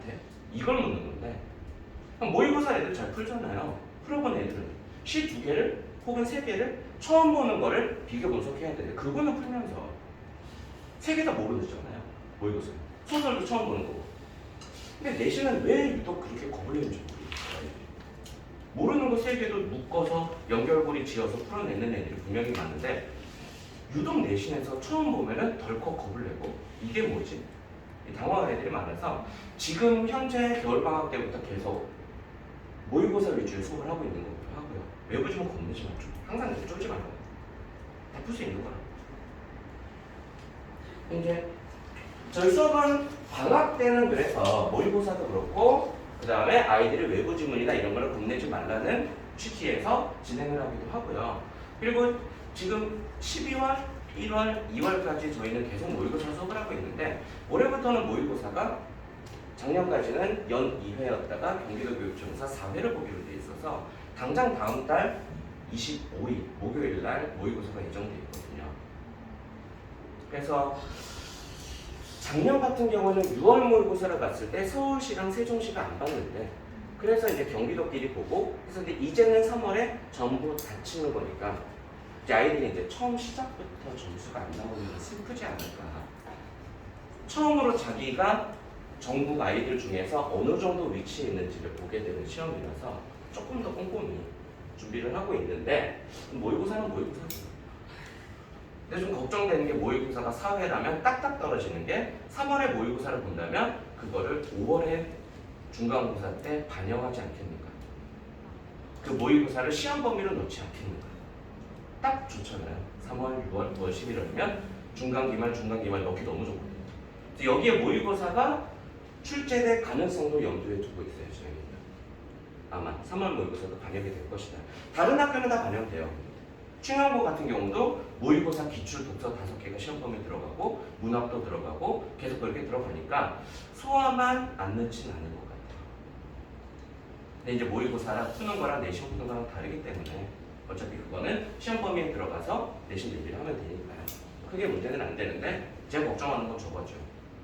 여기 뭐 국어를 잘하는 애들도 있고 뭐 못하는 애들도 있고 모의고사를 해본 애들도 있고 안 해본 애들도 있을 텐데 당장 다음 달에 마음이 어떨지 퍼센트가 나올 거잖아요. 본인이 처음으로 중학교 때까지는 이제 학교 안에서만 하다가 이제 몇 퍼센트쯤 학교에서 몇 등, 과목별로 몇 등, 영역별로 몇 등 이렇게 나왔을 때 이제 그게 중간고사까지 이어지지 않게 잘 다독여가면서 수업을 하려고 생각하고 있어요. 자, 그 다음에 저희는 학습 방향이 첫 번째 일단 수업을 먼저 하고요. 그리고 먼저 말씀드릴 게 수업 교재는 원장님 얘기하셨겠죠? 아까? 그리고 수업 영상을 제공할 때는 저희가 라이브는 진행을 안 해요. 라이브는 이 학생이 그 시간에 듣는지 안 듣는지 확인이 안 되기 때문에 그리고 수업에 방해가 되는 경우가 있어요. 뭐 결석을 하는 건 어쩔 수 없지만 영상이 계속 이어져 나가고 그 다음에 수업이 매끄러우려면 라이브가 없어야 된다고 생각을 하고요. 그리고 수업이 끝난 후에 영상을 학생한테 보내주고요. 그리고 그 영상은 유효기간이 있어요. 저희가 설정을 하고요. 솔직히 말씀드리면 일주일 안에 안 보면 그 학생이 볼까요? 영상을 보내주고 야 이거 다음 시간까지 보고 와. 일주일은 기한을 주고 그 후에는 영상 링크가 접속이 안 되네요. 일주일 후에 안 보면 안 볼 테니까. 그리고 결석한 학생은 그 다음 수업 때 조금 일찍 부르든가 아니면 남겨서 그 시간에 있었던 테스트를 해서 확인을 꼭 할 겁니다. 받는지 안 받는지는 꼭 확인이 필요하겠죠. 자, 그 다음에 교사용 교과서는 소화는 어떨지 모르겠어요. 일단 교과서에서 진행되는 파트들은 교사용 교과서도 같이 배부를 할 거예요.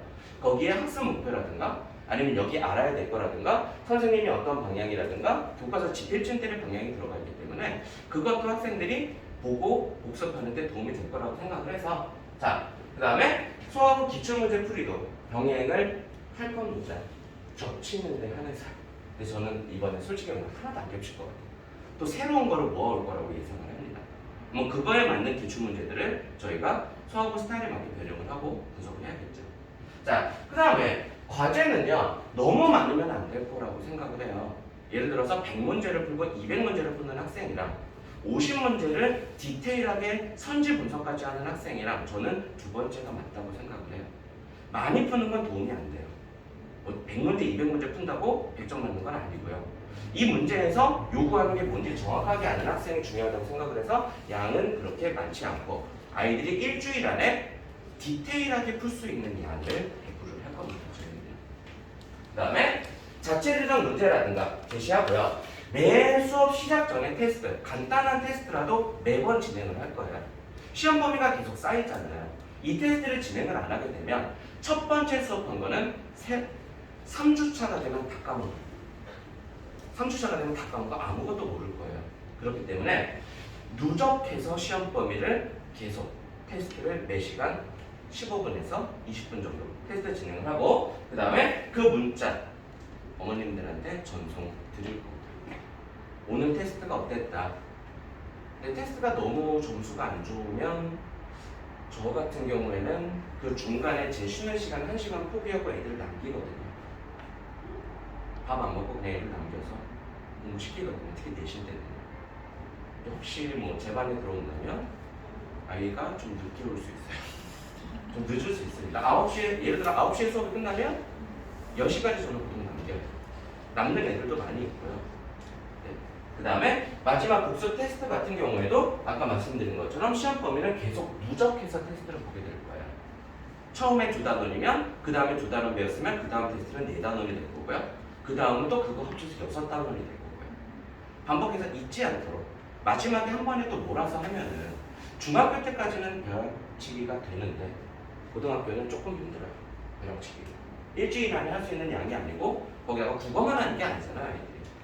뭐 다른 과목들도 분명히 계속 누적 테스트를 보고 이럴 테니까 한 번에 몰아서 하는 건 저희는 최대한 지양하려고 합니다.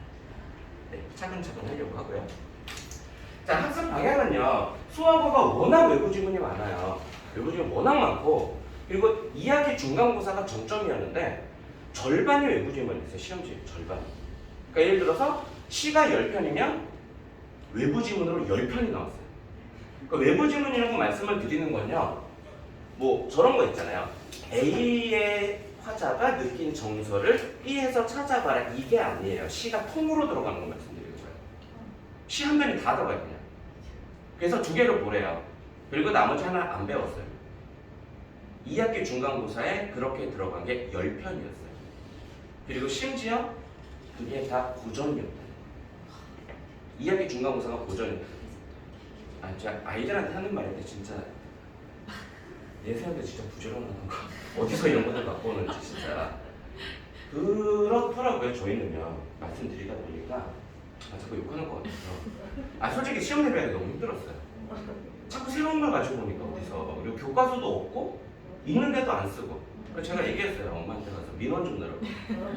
돈 주고 샀는데 왜 안 쓰냐 교과서를. 교과서를 먼저 수업을 하고 거기다가 살을 붙이면 이게 맞는 거지. 도대체 왜 교과서를 쓰질 않느냐. 수화는 그래도 3개나 썼어요. 충현은 중간고사 때 하나 썼어요. 3장 썼어요. 교과서. 나머지가 다 외부적이래요. 전부 다. 이 동네 트렌드인가 봐요. 교과서는 진성공을 씁니다. 나머지는 한 군데도 쓰는 데가 없더라고요. 교과서 3장 쓸 거면 그거 무료 아니지 않나요? 오늘 사는 거 아닌가요?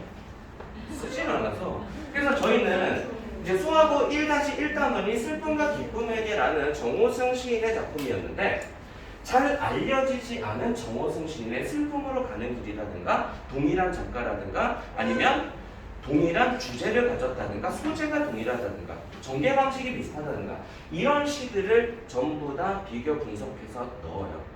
혹시 안 나오더라도 아이들 눈 넓혀주는데 분명히 도움이 될 겁니다. 처음 보는 게 나오더라도. 그리고 이거는 실제로 교재에 수록이 되었던 거를 붙여놓은 겁니다. 그래서 저희는 교재가 두껍습니다. 그 직전 보강이라고 하면은 또 보통 뭐 얇게 이렇게 한다고 하는데 저는 수업했던 것들을 모아서 거기에 첨부를 해서 한 번에 다 줘요. 그러니까 아이들이 수업했던 교재를 보고 정리를 하면 좋은데 그거를 또 새로운 양식에다가 정리를 하면은 아이들이 조금 이질감을 느낄 거라고 생각을 해서 수업 교재를 갈무리해서 주는 편이거든요. 그래서 작년에 마지막 시험 대비할 때 직전 보강 교재는 55페이지였어요. 거기 제가 뭐 손필기를 좀 많이 해서 손으로 이제 필기를 다 하나하나 해갖고 태블릿을 해갖고 주기 때문에 색깔별로 해갖고 주면 애들이 여태까지 했던 거에다가 본인이 수업한 거 2개를 펼쳐놓고 비교하면서 정리하게 하면은 마무리가 좀 결과도 괜찮았어요.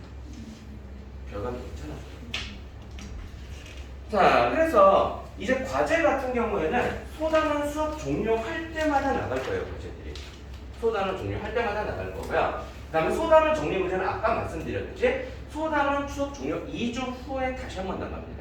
아이들이 잊지 않고 여태까지 했던 거 다시 한번 기억하게끔 2주 후에 다시 나가고요. 그다음 OX 문제는 저희가 좀 심혈을 기울여서 만드는 편인데 그 학교 수학원에서 나왔던 같은 단어 작년, 재작년, 그 전년 최근 3년 거 모아갖고요. 학교 선생님들이 선지를 낸 거 있잖아요. 옳은 거 옳지 않은 거 그거 뜯어서 이제 아이들한테 OX도 그냥 동그라미 맞았네 넘어가 이게 아니라 이제 기출로 나왔던 학교 선생님들이 구성했던 선지를 뜯어서 주게 되면 아이들이 대하는 게 좀 달라져요. 이거 니네 선생님 만든 거야 라고 하면 좀 달라지기 때문에 OX 문제도 그렇게 만들어서 배부를 할 거고요. 서술형 문제는 일단 학교에서 없으면 배부가 되지 않습니다. 올해 혹시나 서술형을 내겠다고 하면 나갈 거고요. 서술형이 없으면 굳이 서술형까지는 나가지 않을 수도 있고요. 그리고 수학과 기출문제 솔직히 의미가 없다고 봐요. 아까도 말씀드렸지만 매년 시험 범위가 너무 요동치기 때문에 기출문제가 의미가 있을지는 잘 모르겠고요. 그리고 같은 것들은 기출 중에서도 선지로 먼저 뜯어서 2개, 3개로 분리해서 제시를 하고 그 다음에 다시 한번 문제를 풀어보도록 그렇게 구성을 할 거고요.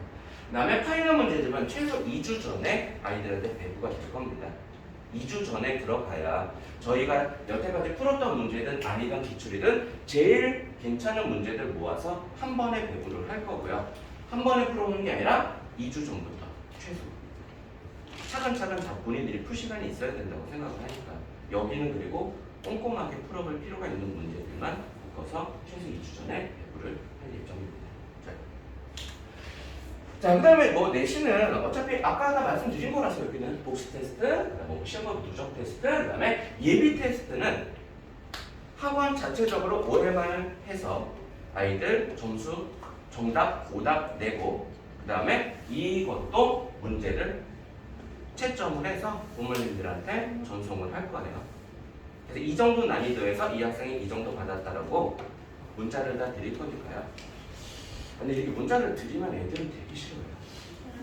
집에 가서 혼나네요. 지금도 저희 학생들 매주 모의고사를 보고 OMR에다 체크를 해서 저희가 다 성적표 만들어서 부모님께 보내는데 제발 좀 보내지 말라고. 제발 좀 보내지 말라고. 그런 애들도 있는데 찍어오는 애들도 있고요. 그래서 근데 그런 애들 다시 불러서 시켜요. 점수는 보면 알잖아요. 찍은 건지 아닌 건지. 그죠? 그래서 문제는 이렇게 배부를 할 예정입니다. 이거는 저희 원장님 모토인데 천천히는 내신을 분석하고 수업하는 건 조금 천천히. 그 다음에 복습이나 이런 거 혹은 전체적으로 봤을 때는 조금 빠르게. 그 다음에 마지막 말씀드렸듯이 복습 테스트든가 이런 걸 계속해서 반복해서 하자라는 뜻으로 말씀을 하시더라고요. 근데 저는 이게 맞는 것 같아요. 일단 수업 내용은 천천히, 그 다음에 아이들이 다 이해도가 다르잖아요. 이해도가 다 다르니까. 그리고 천천히 수업하면서도 이해도가 좀 늦고 이런 아이들은 항상 얘기를 해요. 괜찮으니까 남아라. 10분이든 15분이든 괜찮으니까 남아라. 그리고 제가 클리닉을 되게 신경 쓰는 편인데 아이들하고 먼저 친해져야 아이들 질문도 하고 이러잖아요. 모르는 거 있을 때 선생님하고 안 친하면 그러니까 저는 제가 지금 담당하고 있는 아이들은 그냥 와요. 할 거 없어도 그냥 와요. 왜 왔어? 저 여기 앉아서 수학 숙제 좀 하고 가도 돼요? 해. 그리고 다른 수학학원 예를 들어서 30분 전이다라고 하면 30분이 뜨잖아요. 그럼 애들 카페 가서 음료수 먹거나 이러는데 그러지 말고 여기 와. 여기 와서 수학하든 영어 하든 괜찮아. 대신에 얼굴 좀 익히고. 그래서 제가 시험 기간에는 월화수목금은 다 나와요 지금. 이런 얘기 뭐 지금 싫어하는데 좀 쉬라고. 월화수목금 다 나오는데 월화수목금 다 나오는 애들도 있어요. 그러니까 와서 이야기도 좀 하되 공부도 좀 하고 국어가 아니어도 괜찮다 와라. 일단 그렇게 하다 보면은 아이들이 와서 얘기도 좀 하고 하면서 되게 격없이 물어보더라고. 이거 모른다. 그리고 답만 알려주고 이게 뭐다라고 얘기하는 게 아니라 왜 그런지 설명을 해주고 이제 조금 시간이 지나면은 그냥 답 알았으니까 알겠어요 하고 가는 게 아니라 이건 왜 그런데요? 요건요? 조금씩 계속 문제에 대해서 디테일하게 묻더라고요. 그래서 저는 클리닉에 좀 굉장히 많이 신경을 쓰는 편이라서 왔을 때 뭐 숙제 검사도 좀 하고 그 다음에 숙제 검사를 저는 수업 시간 때 안 하거든요. 클리닉 왔을 때 숙제를 다 완벽히 하고 그 다음에 답지도 그때 저희 교재 답지가 없어요. 왔을 때 배부를 해주거든요. 했는지 안 했는지 확인을 하고 그 다음에 개별적으로 배부를 합니다. 그럼 그거 확인도 되고 그럼 그 자리에서 채점하고 모르는 거 물어보고 가고 이렇게 저는 진행을 하고 있고요. 자 이제 수업하고 수업 시간 같은 경우에는 이게 수업 시간은 제가 따로 이게 이 PPT가 좀 잘못 들어간 부분이 있어서 수업 시간은 따로 말씀을 드릴 거고요. 혹시 궁금하신 점 있으실까요? 저한테 뭐 궁금하신 점이나 수업 그 네. 수준은 한 수준으로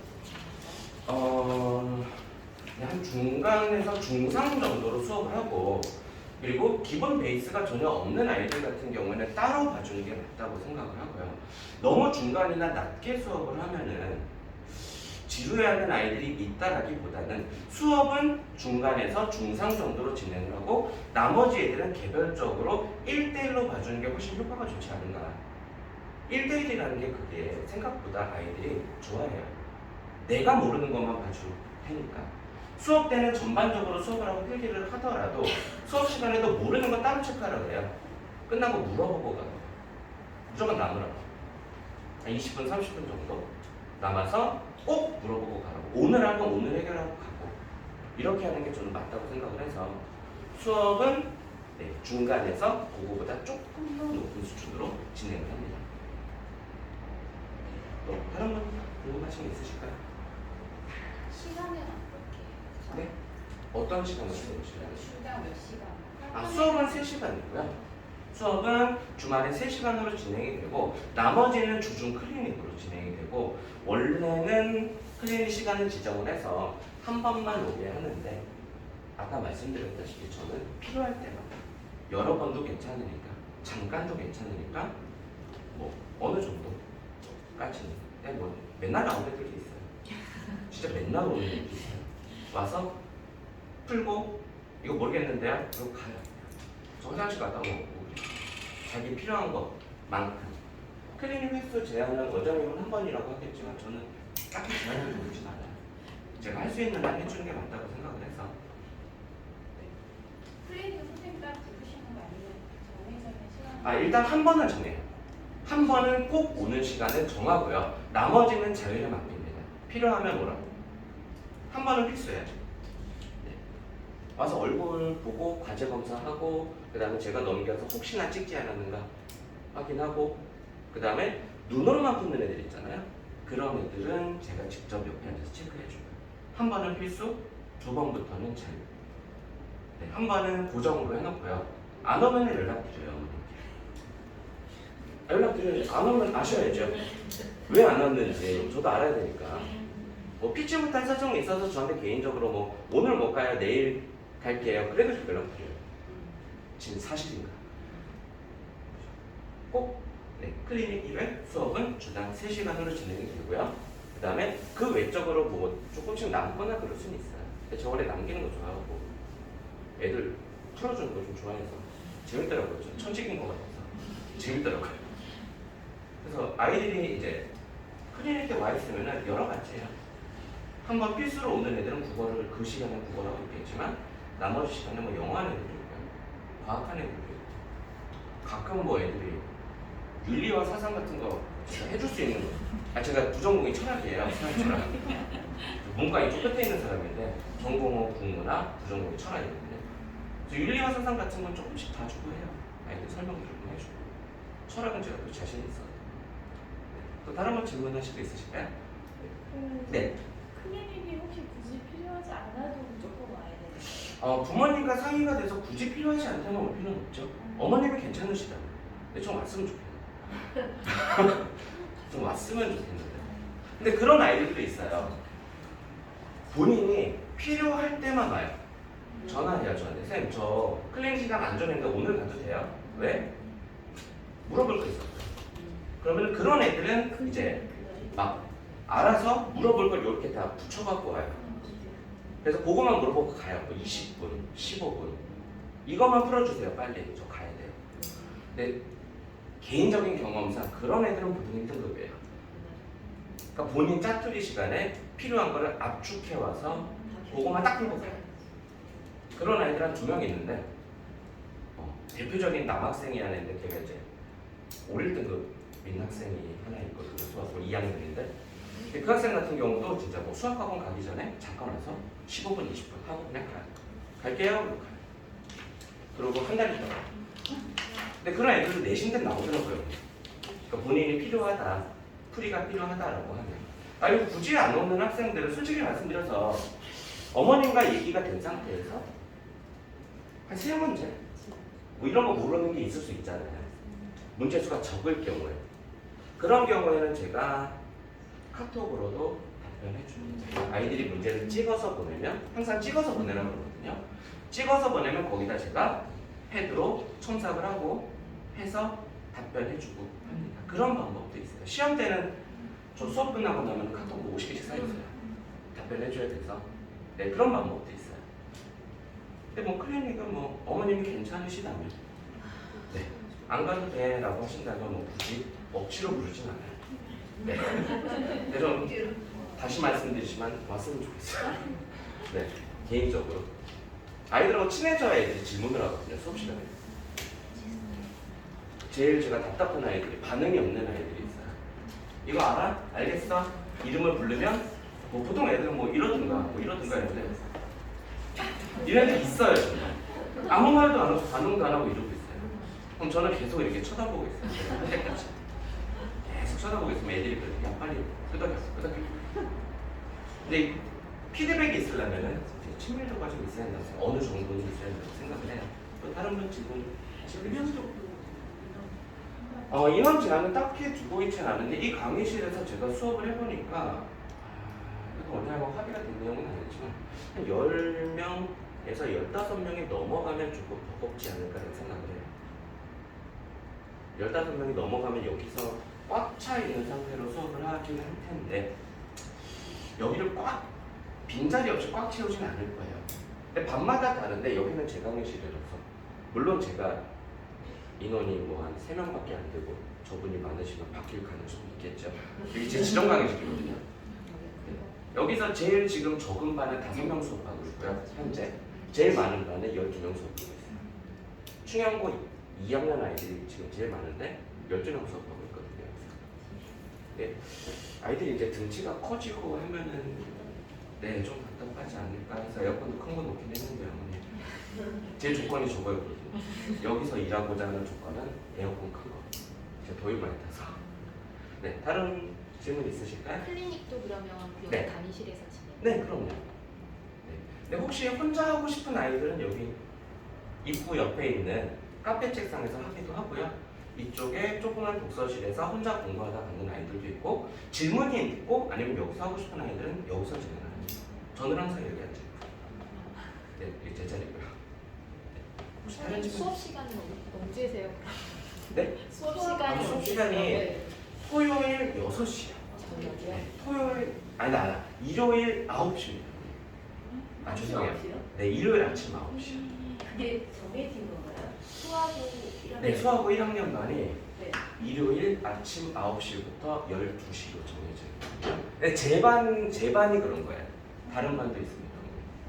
다른 선생님 반도 있는데 지금 여기 지금 아까 이 PPT가 살짝 꼬여서 그 완전히 세팅된 시간인가요? 네, 세팅된 시간이고요. 진짜요? 네, 그 시간 어려우실까요?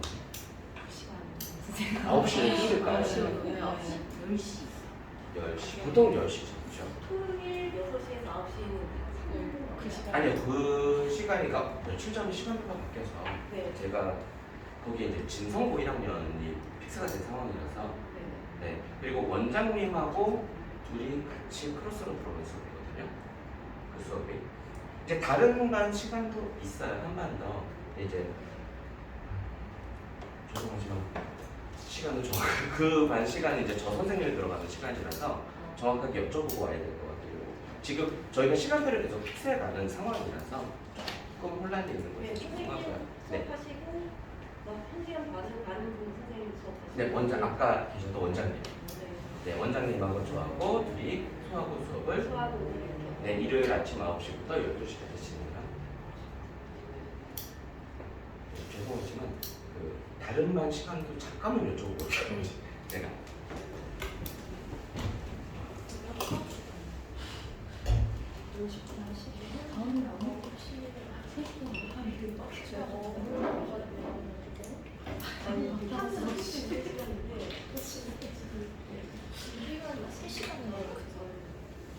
토요일에 끝내고 일요일에 여기까지 1시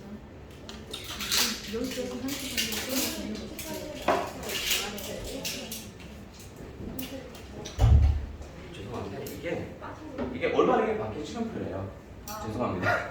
이게 토요일 날은 오전 9시부터 12시 시간이 있고, 그 다음에 원장님하고 이제 다른 선생님, 윤선재 선생님이라는 분 크로스로 들어가시는 수업이고요. 네. 첫 번째 시간은 토요일 오전 9시부터 12시입니다. 그 다음에 찍으셨나요? 아, 괜찮아요.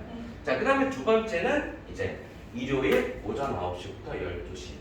이제 원장님하고 저하고 둘이 함께 들어가는 수업 시간. 이렇게 두 개가 예정이 되어 있거든요. 9시 너무 이른가요, 어머니? 그 뒷시간은 2, 3학년이 다 들어가는 건가요? 6시, 9시 6시부터 9시. 네. 토요일 네. 소하고 2학년. 저가 제 수업 시간표는 그 다음에 소하고 2학년, 그 다음에 충영고 2학년. 이렇게 진행이 될 것 같은데 시간이 좀 어머니들 표정이 좋지 않네요. 다른 학원도 운전을 네. 그렇죠. 학교별로 반을 다 배정하고 하다 보니까 소아반이 제일 많아요. 어머니. 두 반 만들어 놓고 진성 같은 건 한 반이에요. 한 반만 만들 예정이고 뭐 다른 학교들은 미정인 학교들도 있고요. 인원 상황 봐서 소아는 그래도 시간표 두 개를 지금 희생해 놓은 상황입니다. 시간표 보시면서 표정들이 급격히 어두워지셔서 급격히 어두워지셔서 9시가 빠를까요? 아이들이 느끼기에는 조금 이르지 않을까. 10시면은 그냥 받아들일 것 같은데. 근데 이제 저 같은 경우에는 여기가 이제 9시부터 12시고 제 그 다음 수업이 있기 전까지 좀 남겨서 예정이라. 근데 9시가 좀 힘들긴 하겠네요. 토요일, 일요일 주말인데. 네. 그거는 제가 원장님께 했어요. 다른 질문 있으실까요? 근데 저는 나가고 이제 원장님 들어오실 건데 저에게 뭐 하시고 싶은 말씀? 교재가 네. 지금 내신할 때도 이렇게 내신할 때는 이 교재가 나가지 않아요. 이거는 모의고사처럼 아이들이 처음 하니까 이제 보시면 알겠지만 한 문장 한 문장 뜯어서 어떻게 분석을 하느냐 이런 것들 모의고사 기초에 대한 수업이기 때문에 내신 진행할 때는 내신 과정을 나가요. 시험기가 왜 있는 네. 수능 수업을 진행하죠. 저희는 모의고사랑 수능 수업 위주로 진행을 합니다. 문학, 독서, 언어와 매체, 그러니까 문법. 여름방학하고 겨울방학에는 모의고사 수업을 진행하고요. 그 다음에 내신하고 연계되도록 진행을 해요. 내신은. 이제 모의고사만 디립다 하면 이제 저는 수시할 건데요. 이런 애들이 있기는 한데 이게 내신에 연계될 수 있는 작품들을 선정을 하고 아이들이 기본적인 글읽기 실력을 향상시키기 위한 목적이기 때문에 방학 때는 그렇게 진행을 하고요. 내신 때는 그 교재는 진행하지 않아요. 지금 쓰고 있는 교재예요. 아이들. 지난 12월 기말고사 이후부터 쓰고 있는 교재입니다. 샘플 교재입니다. 지금 이번 주에 나간 게 6주차까지 나갔어요. 표지에 보시면 1주차라고 되어 있죠? 6주차까지 진행되는 상황입니다. 그게 주간 과제예요. 일주일 분량입니다. 많은가요? 근데 어떻게든 해오더라고요. 첫 번째 주에 애들이 막 성질내고 이러더니 해오더라고요. 한 3주 지나니까 다 해와요. 아이들. 그래서 과제가 많은 이유는 저거예요. 아이들이 토요일 수업이면 국어 수업은 국어 과제는 금요일까지 미뤄요. 월화수목에 영어 수학하고 금요일날 밤에 급하게 해요. 근데 그러지 말라고 양이 좀 되는 거예요. 그러니까 아이들을 봤을 때도 하루 만에 할 수 있는 양이 아닌 거죠. 그러면은 그랬더니 아이들이 월화수목금에 시간을 조금씩 내서라도 하더라고요. 근데 그게 맞다고 생각해요. 조금씩 해요. 근데 그렇게 했을 때는 양이 많지 않은 거고요. 하루 만에 하기에는 불가능하죠. 내신은 좀 양이 적지 않아요? 네? 내신 교재는 네. 양이 좀 적지 않아요? 내신 교재는 비슷할 거예요. 네. 내신이 오히려 더 깊이 있는 공부가 필요한 거라서. 근데 이제 양은 비슷하더라도 그거 보시면은 실제 문제는 그렇게 많지 않아요. 지문이 근데 지문이 많고 독해 방향을 알려주는 것들이 많기 때문에 실제 문제는 거기서 절반 정도라고 보시면 돼요. 나머지는 거의 다 지문 독해에 대한 내용입니다. 그리고 아까 말씀드렸지만 가능한 만큼 줄 거예요. 네, 가능한 만큼보다 조금 좀 많네 이 정도. 너무 많으면 애들 집어던져요. 안 돼요. 밀리고. 근데 밀리지 않게 하는 게 저희 목표입니다. 들어올 때 테스트 하고 내신반은 굳이 테스트가 필요 없다고 생각을 하거든요. 정시반이라는 테스트를 진행을 하고 아이들별로 수준별로 나눠놔야 되는 게 맞거든요. 모의고사는 수준별 수업이 필요합니다. 하지만 내신은 어차피 학교에서 어디를 나가고 그거에 대한 이해도 그다음에 그거 조금 변형 요 정도 이해하면 되기 때문에 테스트는 아마 진행하지 않을 거예요. 대신에 내신 들어가기 전까지는 매주 모의고사가 진행이 됩니다. 그걸로 충분하다고 생각을 해야 그게 누적이 되고 성적표로 남고 그래프화되기 때문에 충분하다고 생각합니다. 더 있으실까요? 없으실까요? 그렇지. 저는 이제 가보겠습니다. 원장님 들어오실 거고요. 네, 고생하셨습니다.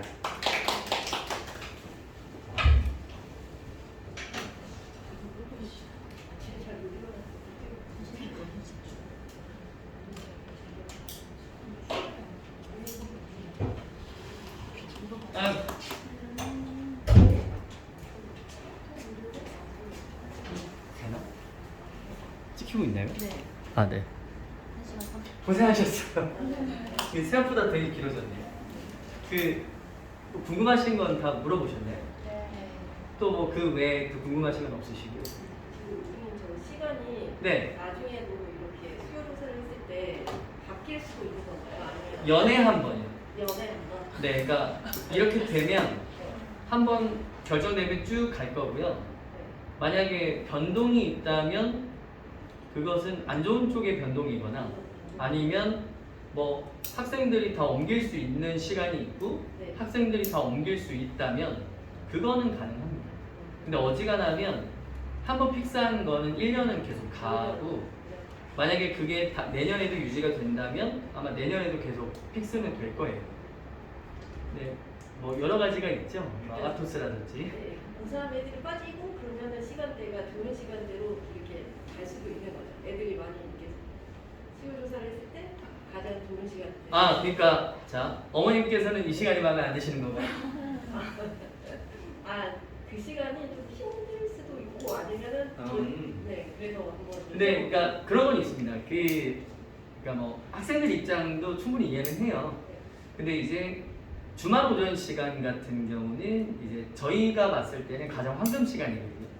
왜냐면 아이들이 활용하기가 가장 좋은 시간이라서 그러니까 눈 뜨고 와주기만 하면 그 다음부터는 조금 쉬었다가 다음 시간을 충분히 이용할 수 있는데 맞아요. 이 시간에 안 오면 네. 이 시간에 공부 안 하거든요. 네, 잡니다. 맞아요. 그래서 사실은 저희가 원래 10시부터 시작인데 네. 1시간이 더 땡긴 거예요. 아, 그래서 이 시간이 조금 더 당겨질 수도 있습니다. 왜냐하면 테스트 볼 때 시간이 부족하다. 그러면 8시 반으로 당길 수도 있고요. 아니면 상황 봐서 12시 반까지로 늦어질 수도 있어요. 그래서 그런 것들은 저희가 뭐 당연히 줄이진 않고 어느 정도 융통성 있게 늘려가긴 하는데 요 시간대가 처음에는 익숙하진 않겠지만 이제 하다 보면 이 시간이 가장 좋은 시간인 걸 알게 될 겁니다. 애들이. 그러니까 항상 그 얘기 하거든요. 너 이 시간에 안 오면 뭐해? 자잖아. 근데 그 얘기를 하거든요. 공부라는 건 항상 동일하게 하는 게 맞지. 그런데 주말에 잠을 몰아자면 너의 하루 패턴 깨지는 건데 요 얘기를 항상 해줘요. 그래서 공부는 언제나 꾸준히 연속성 있게 하는 게 가장 좋고 일어나는 시간도 동일하게 자는 시간도 동일하게 하는 게 가장 좋긴 하거든요. 그래서 아이가 힘들어한다. 뭐 꺾이지 않는 마음이 중요하다고 하지만 그래서 요 시간대가 제일 좋다. 그래서 일부러 배치한 수학을 앞에다가 배치한 거고 다른 그렇죠. 익숙해지긴 아니죠. 네, 맞아요. 그리고 저희 뭐 간식 같은 것도 준비 많이 해놓으니까 아, 네. 졸리면 먹여요. 이게 먹어. 단맛을 봐야 정신 차리지. 그래서 뭐 젤리 뭐 이렇게 하면 잠도 깨고 하니까. 선생님 저기 크로스로 하는 것도 거의 이게 6개월 단위로 부정적으로 이렇게 하시는 거예요? 쭉 가는 거예요. 아, 쭉 가는 그러니까 뭐 예를 들어서 제가 아파서 몸 좀 눕거나 네. 아니면 이 학원의 원장이 바뀌지 않는 이상은 네. 그냥 그 강사가 쭉 가는 아, 거예요. 쭉 가는 거예요. 예, 저희는 변동 없을 거고 네. 뭐 저희가 어차피 뜻이 맞아서 다 모인 거고 네. 하기 때문에 뭐 그럴 바뀔 일은 없을 겁니다.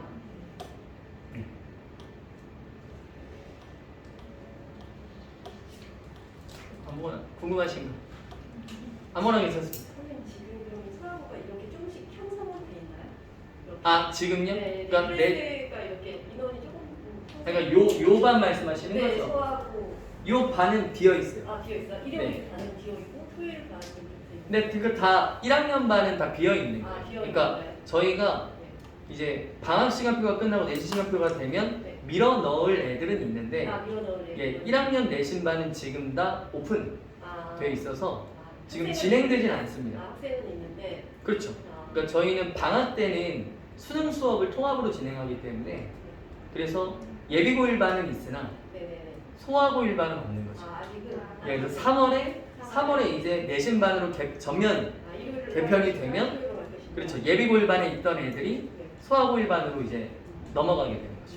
그래서 저희 학원 내부적으로 애들의 시간 조사는 다 끝났고요. 아, 그래서 그것도 좀 반영이 돼 있는 시간이고 아 친구들. 그다음에 이제 뭐 아바토스 시간도 좀 아. 반영이 돼 아, 있고 맞아요. 그래서 아, 네. 저희가 아바토스를 거스를 수는 아, 없어서요. 맞아요.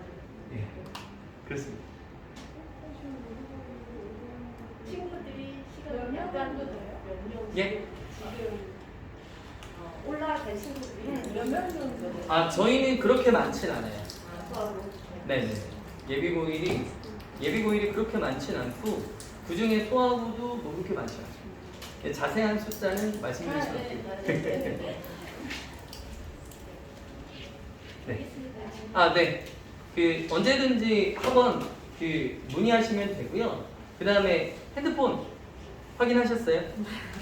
혹시나 저희가 번호를 잘못 입력했을까봐 기프티콘 하나씩 보내드렸어요. 그래서 뭐 현물로 가져가시는 게 가장 좋긴 하지만 요새는 또 그런 시대가 아니니까 그래서 설명에 참석해 주신 거 감사하는 의미로 그냥 약소하게 선물 드렸습니다. 그래서 그거는 네. 저희 애가 2월에 2주밖에 안 남았는데 네. 수업을 한번 들어보고 싶다고 해서 네. 2주분을 결제를 하면 되나요? 아 네네. 2주분 결제하고 네네. 그냥 그러니까 중간에 오시면 네. 남은 주만 결제하고요. 네네. 뭐 다음 달 것까지 한 번에 저희는 그런 건 없어요. 그냥 무조건 달별. 달별. 네. 그래서 뭐 한 번 남았다. 그러면 한 회분만 결제하셔도 되고 아니면 나오는 게 좀 번거로우시면 네. 그 뒤에 거까지 같이 결제하셔도 상관없습니다. 아 그러면 수업이 그러면 만약에 2주 남은 걸 하는데 무슨 요일 날 할 수 있는 거죠? 그러면? 지금이면 그러니까 다음부터 토요일, 일요일 중에서 이렇게 그거는 좀 봐야 됩니다. 아 봐야 됩니다. 네, 그러니까 저도 이게 시간표가 아 네. 머릿속에 다 없어서 아, 네. 보고 말씀을 드려야 되는데 주말이면 어지간한 시간대는 있고요. 네네. 근데 이제 가능하면 그게 한번 픽스 됐을 때 안 움직이는 게 네. 좀 좋긴 하니까 네. 그거는 시간표를 한번 보고. 네. 어? 27만. 네, 그렇습니다. 수강료는 27만 원인데 교재비는 별도고요. 그런데 이제 교재비 같은 경우 이제 나중에 보시면 아시겠지만 저희가 교재비를 따로 받아요. 그러니까 2번 결제를 하시게 될 거예요. 그래서 교재비 결제 따로, 그 다음에 수강료 결제 따로. 근데 원래 그게 맞거든요. 그래서 좀 번거로우시더라도 원래 그 사업자가 다르고 학원에서는 교재비를 못 받게 되어 있기 때문에 그렇게 2번 결제하는 것을 좀 양해는 좀 부탁드립니다. 교재비가 얼마예요? 교재비는 지금 중간고사는 수량이 얼마든 중간고사 기간이 한 2달 보거든요. 2달 동안 3만 원. 그냥 고정입니다. 그래서 더 받지 않고요. 그리고 저희는 교재비를 낼 때 저희가 처음부터 3만 원 안 받아요.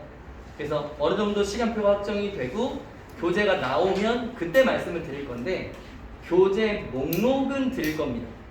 그래서 저희 정교재 페이지 몇 페이지, 그 다음에 문제 페이지 몇 페이지 이런 정도 저희가 어느 정도 수량을 가늠하시게끔 목차랑 이런 걸 영수증처럼 드릴 거예요. 그래서 그거 보시고 이제 교재비가 합당하다 생각하시면 교재비를 납부하시면 되고요. 이 교재비를 안 내시면 교재가 안 나가겠지만 그래서 2달에 3만 원 이렇게 생각하시면 되고 각종 이벤트를 활용하시면 교재비는 계속 무료예요. 그래서 2달이면 거의 한 6만 원 정도라고 생각하시면 돼요. 그러니까 교재비 3만 원도 사실 그냥 제가 동결하는 거거든요. 네. 그렇습니다. 그래서 실질적으로 교재비까지 생각하시면 저희가 수강료가 그렇게 비싼 건 아닐 거라고 생각을 해요. 그래서 뭐 다른 뭐 어디 있는지 모르겠지만 수강료는 조금 싼데 교재비를 계속 받아서 실질적으로 한 달에 30만 원 넘어가는 데도 있다고는 하더라고요. 근데 저희는 어지간하면 교재로는 당연히 안 남겨먹고 오히려 그냥 이용하실 수 있는 혜택처럼 계속해서 드리고 싶어서 그런 것들을 좀 이용하시면 좀 더 효율적인 방법이 되지 않을까 싶습니다. 그렇습니다. 자, 나중에도 궁금하신 거 언제든지 문의 주시면 되고요. 아니면 오늘 남아서 개별적으로 문의하셔도 좋습니다. 긴 시간 고생하셨어요. 고생하셨습니다.